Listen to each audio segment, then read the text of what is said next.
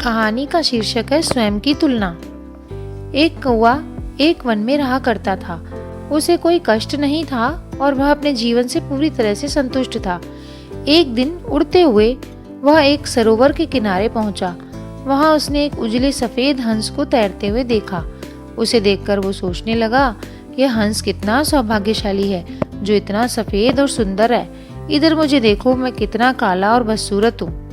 ये हंस अवश्य ही इस दुनिया का सबसे खुश पक्षी होगा। वह हंस के पास गया और अपने मन की बात उसे बता दी। सुनकर हंस बोला, नहीं मित्र, वास्तव में ऐसा नहीं है। पहले मैं भी सोचा करता था कि मैं इस दुनिया का सबसे सुंदर पक्षी हूँ, इसलिए बहुत सुखी और खुश था। लेकिन एक दिन मैंने तोते को देखा जिसके पास 2 रंगों की अनोखी छटा है। उसके बाद से मुझे यकीन है कि वही दुनिया का सबसे सुंदर और खुश पक्षी है। हंस की बात सुनने के बाद कौवा तोते के पास गया और उससे पूछा कि क्या वो दुनिया का सबसे सुंदर और खुश पक्षी है। तोते ने उत्तर दिया, मैं बहुत ही खुशगवार जीवन व्यतीत कर रहा था जब तक मैंने मोर को नहीं देखा था, किंतु अब मुझे लगता है कि मोर से सुंदर तो कोई हो ही नहीं सकता।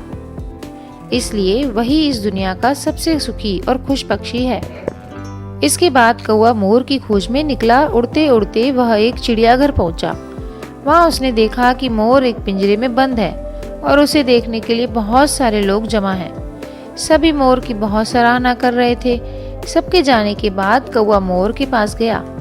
उससे बोला, तुम कितने सौभाग्यशाली हो जो तुम्हारी सुंदरता के कारण हर रोज हजारों लोग तुम्हें देखने आते हैं। मुझे तो लोग अपने आसपास भी फटकने नहीं देते और देखते ही भगा देते हैं।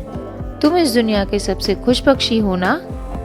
कौवे की बात सुनकर मोर उदास हो गया। वह बोला, मित्र, मुझे भी अपनी सुंदरता पर बहुत गुमान था।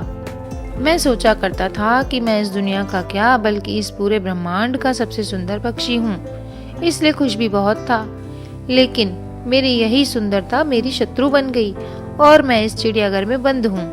यहाँ आने के बाद, इस पूरे चिड़ियाघर का अच्छी तरह से मुआयना करने के बाद मैं इस नतीजे पर पहुंचा हूं कि कौवा ही एक ऐसा पक्षी है जो यहाँ पर कैद नहीं है। इसलिए पिछले कुछ दिनों से मैं सोचने लगा हूँ, काश मैं भी कौवा होता तो कम से कम आजादी से बाहर घूम तो सकता था और तब मैं इस दुनिया का सबसे सुखी और खुश पक्षी होता। सीख, हम हमेशा दूसरों को देखकर व्यर्थ ही स्वयं की तुलना उनसे करने लगते हैं और दुखी हो जाते हैं।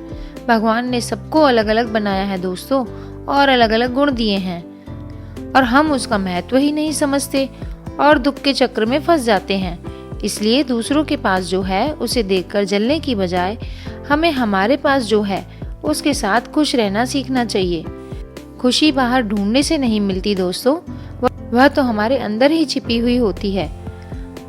हमें सदैव प्रसन्न रहना चाहिए। तो कहानी अगर पसंद आई है तो वीडियो को लाइक, शेयर और कमेंट भी करिए। फिर मिलते हैं। बाय बाय दोस्तों।